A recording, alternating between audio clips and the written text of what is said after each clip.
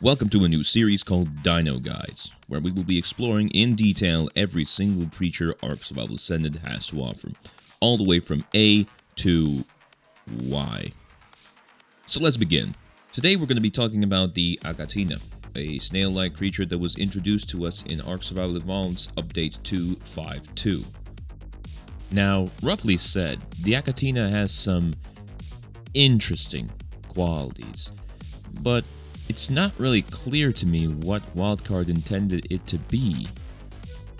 Now, what you have here is a herbivore that can only eat a specific food, which is the sweet veggie cake, and it's not very tanky, and it produces a quite easy to obtain resource at an extremely low rate. So, what really is the whole purpose of the Achatina? Well, I have a theory.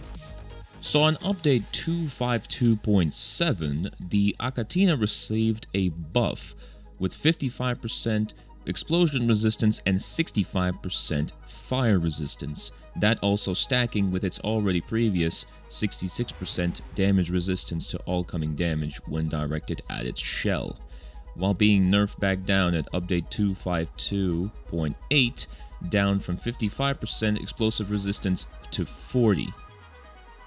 I think the Achatina was supposed to be a raid creature with a 66% damage resistance onto the shell and a 40% damage resistance of explosives. You come up with an 86.8% damage resistance of explosives overall.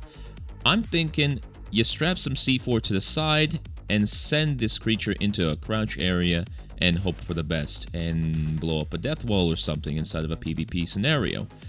However, due to its small health pool, that was never a viable option.